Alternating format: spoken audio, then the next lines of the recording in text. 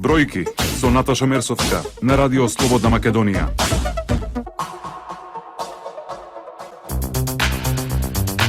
Добар ден, ја слушате економската емисија Бројки на Радио Слободна Македонија.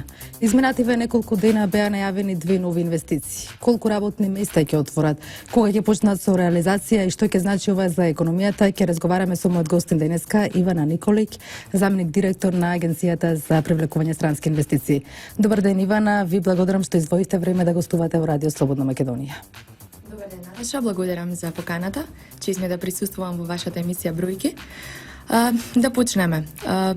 Во однос на најавените две инвестиции оваа недела, би кажала дека германската инвестиција Францкил, која што ќе инвестира во браунфилд објект во Жилино, Тетовско, во 5000 метри квадратни адаптиран објект, токму за германскиот инвеститор, ќе вработи 350 вработени со 7 милиони евра инвестиција.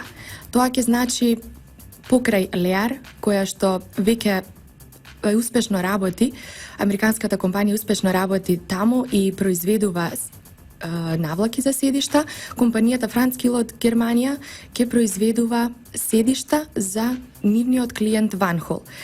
Понатаму ќе го прошири производството со исто така производство на седишта за други нивни клиенти, производители на автобуси и за железницата.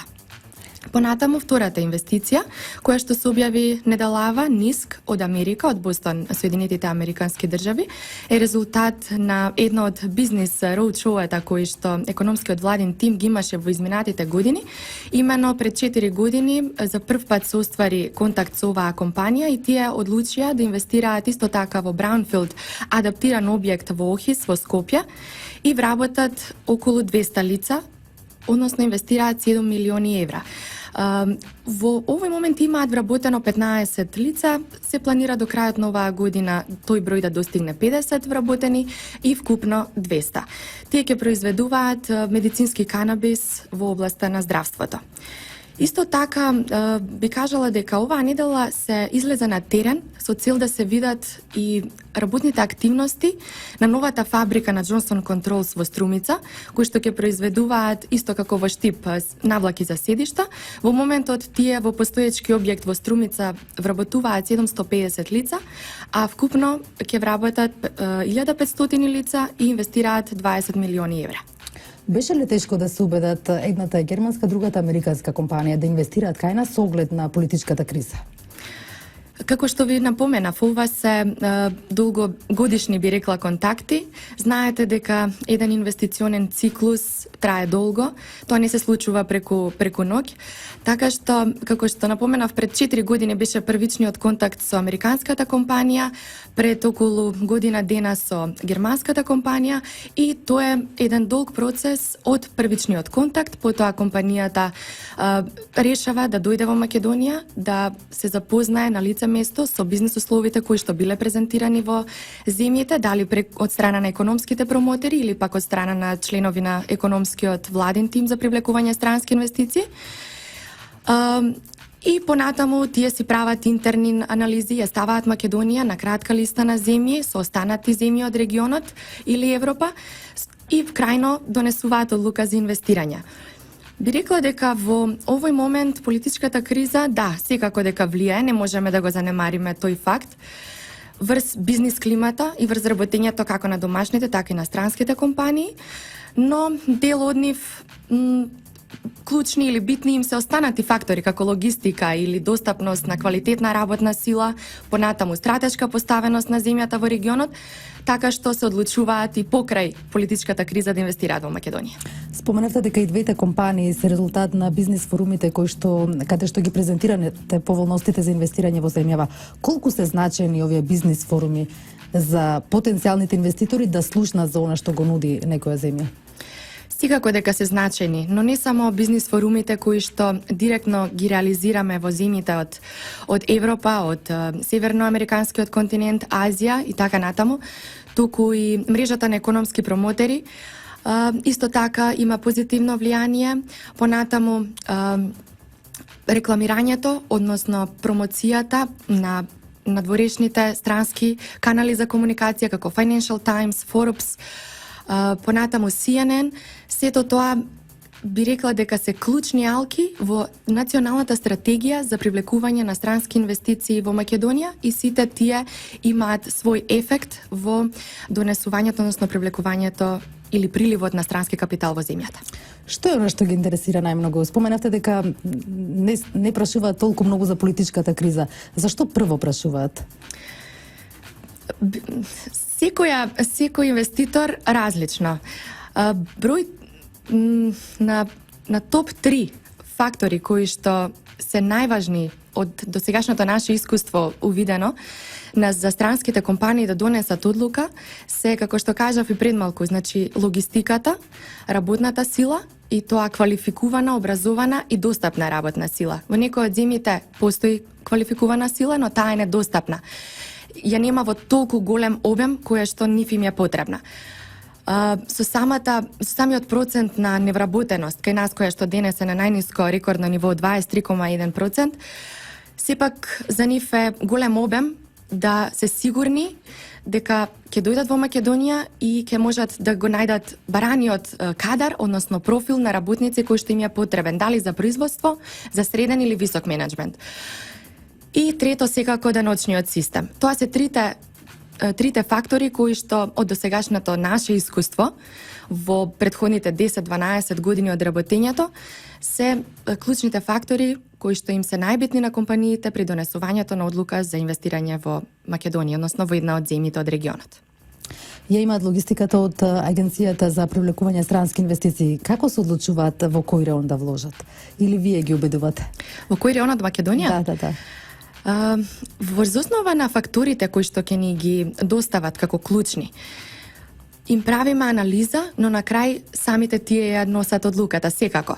Се прави компаративна анализа на повеќе региони или градови, врз основа на повторно трошокот на работна сила, близината до аеродром, односно до автопат, понатаму подготвеноста на инфраструктурата и тие се клучните фактори кои што тие ги зимаат во предвид при компаративната анализа, за на крај да донесат одлука дали е поповолно да бидат во внатрешноста на Македонија или пак сместени во главниот град. А исто така и компарацијата се прави на слободни економски зони, значи влез во слободните економски зони или надвор од нив. Може ли да очекуваме уште инвестиции, се преговарали со други компании? Да, секако. Владиниот економски тим задолжен за странски инвестиции работи интензивно и покрај политичката криза на привлекување на странски компании во земјата, така што би рекла дека повеќето од членовите имаат барем по 2-3 сериозни компании во пайплайн за инвестирање, кои што треба во секој момент или во наредните месеци да донесат одлука за инвестирање. Би кажала од мој аспект или од моја гледна точка, ја заедно со мојот тим подолго време работиме на една инвестиција која што веќе донесе интерна одлука за инвестирање, но официјално ја нема објавено, затоа не би го кажала името, но само би рекла дека се работи за полски инвеститор кој што планира да отвори фабрика за производство на електрични автобуси, трактори и земјоделска механизација во Македонија. Кога може да очекуваме објавувањето официјално нивно? Во следниот месец-два, би рекла. Ивана, овде предлагам да направиме мала музичка пауза, да ги слушнеме рекламите, па ќе продолжиме со разговор. Во ред. Бројки со Наташа Мерсовска на Радио Слободна Македонија.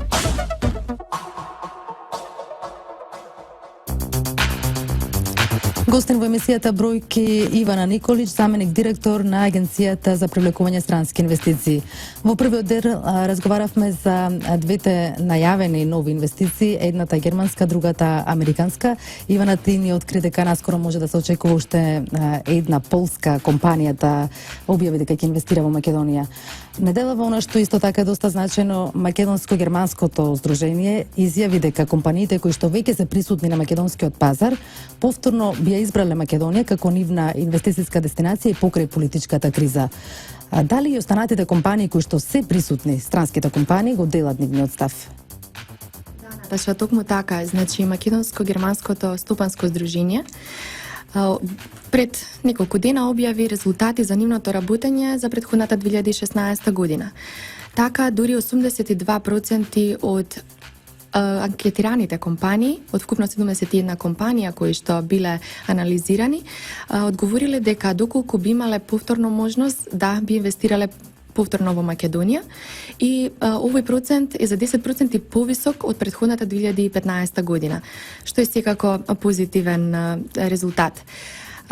Имено позитивните фактори кои што анкетираните компании ги специфицирале како клучни за водењето бизнис во Македонија се пазарот на трудот, понатаму продуктивноста и работниот капацитет на вработените, нивните квалификации и образование, трошоците за придонеси, односно социјалните давачки од 27% кои што се на најниско ниво во Европа и секако даноците и даночниот систем, односно рамниот данок од 10%.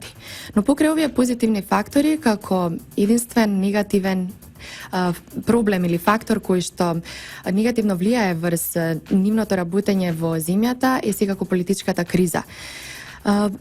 Германските компании, но и останатите... Колку германски компании се присутни на македонскиот пазар? Да, тоа е добра бројка да се напомене дека околу 200 компании, фирми во Македонија со германски капитал работат во земјата и тие вработуваат околу 15.000 вработени во Македонија. Дел од нив се и резултат на членовите на тимот за привлекување странски инвестиции, односно на стратегијата за привлекување на странски капитал во земјата. И тука би ги споменала најголемиот работодавач Дракселмаер со денес 6.000 вработени, понатаму Кромберг и Шуберт со околу 3.000 вработени, Маркарт во Велес, ОДВ Електрик и Костал во Охрид, односно Струга, Акомпласт во Прилеп, Техникал Текстайлс во слободната економска зона во Штип. Значи, тие вработуваат околу 2/3 односно 10.000 вработени од вкупно 15.000 вработени на германските компании што имаат инвестирано во земјата. Споменавте единствена негативност им е политичката криза и бараат брзо разрешување на политичката криза. Бараат ли уште нешто да се промени за подобро водење бизнес странските компании од државата? Во моментот тоа е клучното барање, односно би рекла најсуштинското. Што побргу разрешување на политичката состојба, што влија и на домашните и на странските, секако и на вкупната целосна економија, на севкупната економија и стандардот на земјата.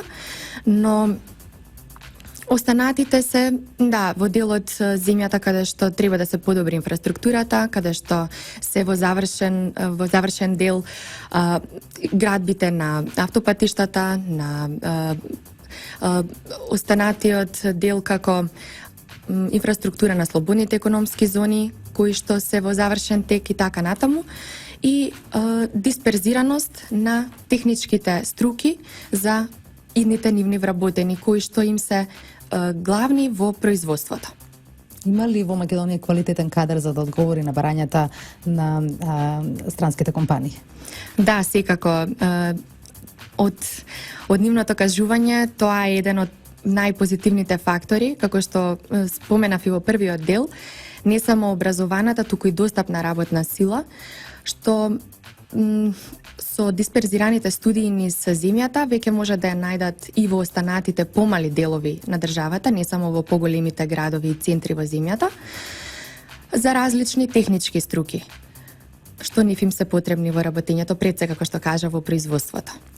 Ивана, изминатиот месец се вративте од Америка со награда. За каква награда станува збор? Така, да. Станува збор за престижна награда доделена од Site Selectors Guild или глобалната организација, здружение за лоцирање на најстратешки локации, односно земји во светот. Оваа организација е единствена од оваков тип во светот и е составена од 20 врвни успешни консултанти кои што излегуваат во пресред на глобалните компании кога сакаат да донесат одлука, односно изберат нова локација за инвестирање надвор од нивната земја. Тогаш што им излегуваат во пресред и врз основа на нивните фактори прават селекција на повеќе земји што ги ставаат на кратка листа на земји. Во изминатиот период од 10 години преку повеќе странски компании сме работеле индиректно, значи со оваа организација, и тие беа доста задоволни од една страна со работката индиректна со нив, а од друга страна резултатите што ги дале, односно кажувањата на странските компании кои што донеле одлука за инвестирање во Македонија. Предходните години добро е да се напомене дека оваа награда завршила во рацете на Чешката агенција за инвестирање и развој, претходно на Ирската агенција за инвестирање, така што ова дефинитивно ќе биде плюс мотив да продолжиме и понатаму со истото темпо на привлекување на странски компании и капитал во земјата и со реализирање на националната стратегија за привлекување странски инвестиции. Наредната недела ќе присуствувате во Париз на конференција која што ја организира ОЕЦД. Може да не кажете нешто повеќе околу ова?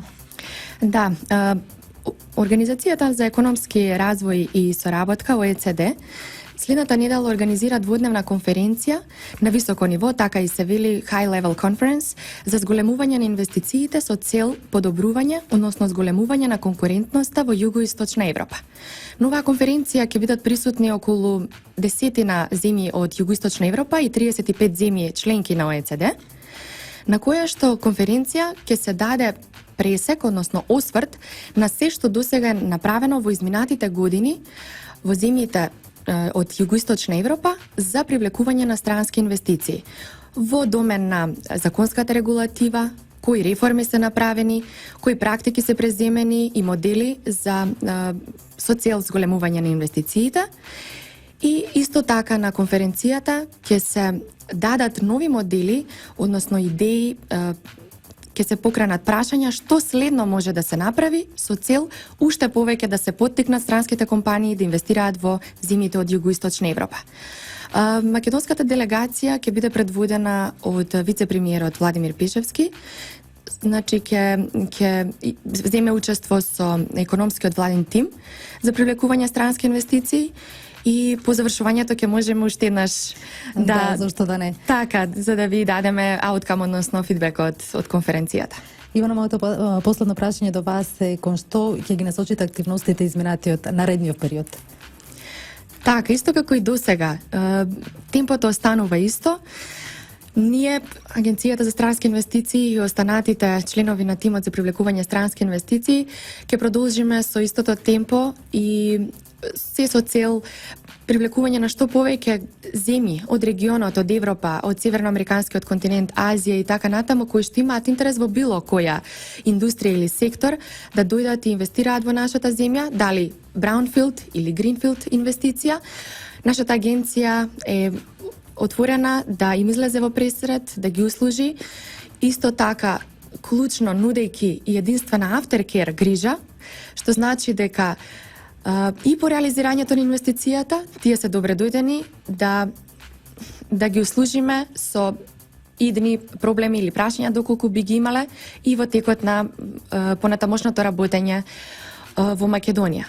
Така да се надевам дека овој начин на работење ќе придонесе и понатаму Македонија да биде високо рангирана на скалата на интернационалните или меѓународни извештаи, како Doing Business на Светска банка, PricewaterhouseCoopers за даночниот систем и слично.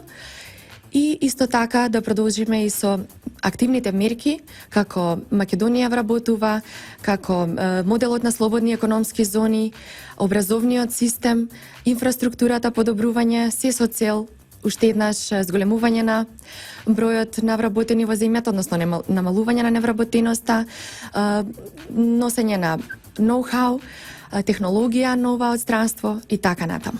Може ли да заклучиме дека до крајот на годината ќе се повтори истото темпо на вложување, објавување нови компании кои што донеле одлука да инвестираат во Македонија? Секако се надевам да. Само да кажам дека претходната година ја завршивме со 358 милиони евра странски капитал, влезен странски капитал во земјата, така што се надевам дека и оваа година овие мерки и активностите ќе резултираат со слични или исти бројки. Ивана, јас ви благодарам што бевте гостин во емисијата Бројки на Радио Слободна Македонија. Благодарам Наташа уште еднаш за гостувањето и би сакала на слушателите да им честитам среќни великденски празници. Ти благодарам. Да слушнеме малку музика, а потоа и најважните економски настани. Бројки со Наташа Мерсовска на Радио Слободна Македонија.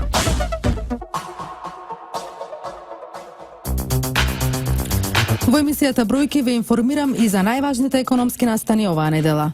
Политичката криза ја кочи примената на новите правилници за поголеми права на работниците, зголемувањето на минималецот и до 20% и кретењето на периодот за вработување на определено време од 5 на 3 години се само мал дел од предлозите кои се значајни за вработените, но поради случувањата нема кој да ги одобри.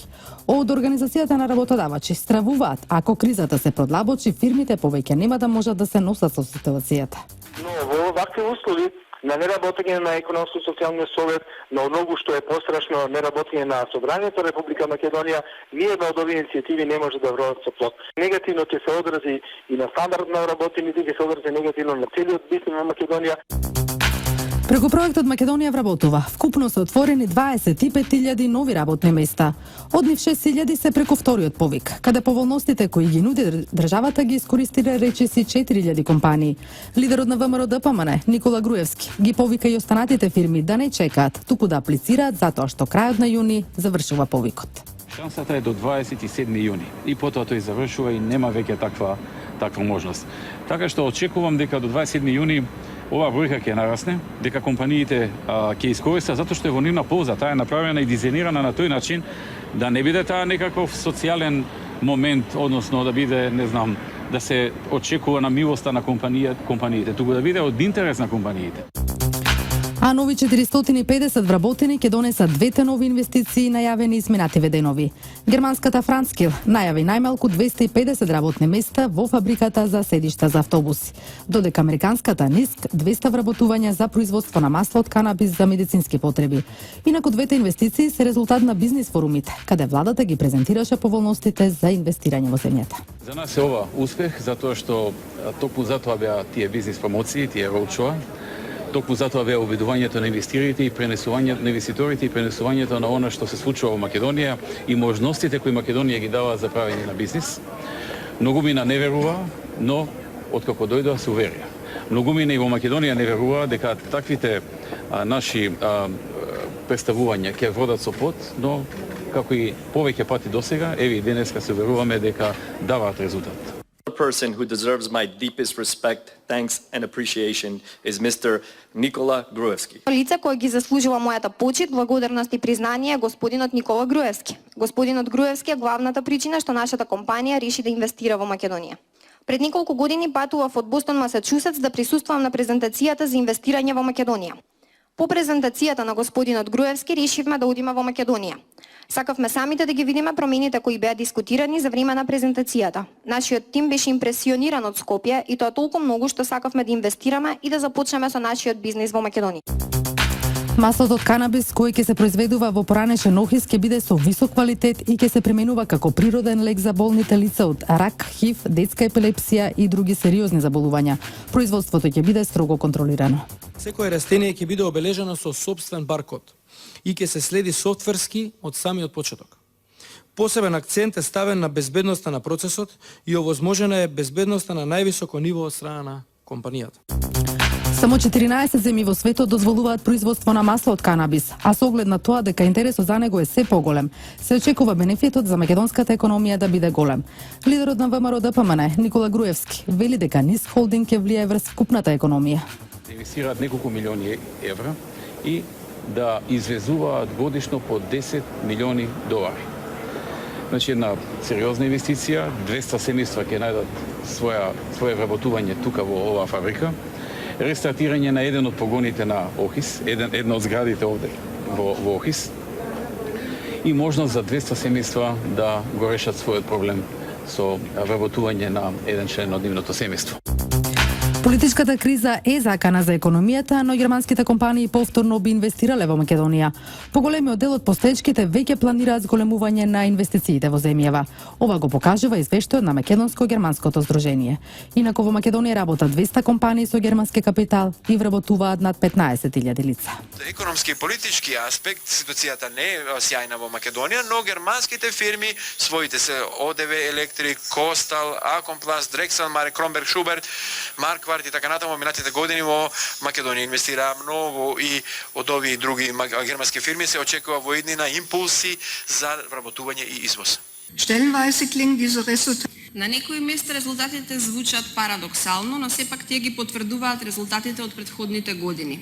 Економијата од секогаш била поврзана со психологијата. И јас лично верувам дека овие резултати ја отсликуваат постечката голема флексибилност во земјата, дека земјата е навикната да се справи и да се снајде со кризни ситуации во политиката. И италијанските компании не се засегнати од политичката криза во земјава. Напротив, регистриран е раст на инвестициите од оваа земја. Размерата изнесуваше 506 милиони евра. Тоа е во благо намалување во споредба со претходната година и пред се должи на намалување на увозот на од металопреработувачката индустрија од Македонија кон Италија. И тоа пред се должи на состојбите во кои што се наоѓа во моментот металопреработувачката индустрија во Италија. Италијанскиот синдикат пак ќе ги штити македонците кои работат во Италија. Ќе им помага во собирање документација за остварување на правото на пензија, социјално и здравствено осигурување. Затоа отвора канцеларија во Скопје. Според проценките, во Италија живеат и работат 100.000 македонци, од кои најголем дел се вработени во градежништвото и земјоделието. Какви права, какви обврски, се тоа што му нуди италијанската држава, како може да го искористи тоа и да биде заштитен работник, не да биде злоупотребен, односно да имаме негативни приказки кои што се случуваат надвор од Република Македонија, каде што македонските граѓани се злоупотребени, односно не ги добиваат сите оние бенефиции и права кои што ги имаат домашните граѓани на таа држава. Полесен пристап до пари за поголемо производство и поголем извоз. Бизнис секторот бара компаниите полесно да доаѓаат до средства за да можат да инвестираат во нови машини, да го зголемат производството и да го подобрат квалитетот на производите. Обезбедување на средства преку Македонската банка за поддршка на развојот, банка која ќе биде во тесна врска со стопанството, со бизнис заедницата. Бизнис секторот бара и реформи во високото образование. Младите стручни кадри треба да донесат нови идеи и да придонесат за создавање производи со поголема додадена вредност кои полесно се извезуваат. Младите студенти, кои понатаму ќе бидат дел од пазарот на труд, треба да имаат навремена подготовка за успешно интегрирање. На тој начин ќе можеме да градиме современи и економски силни компании.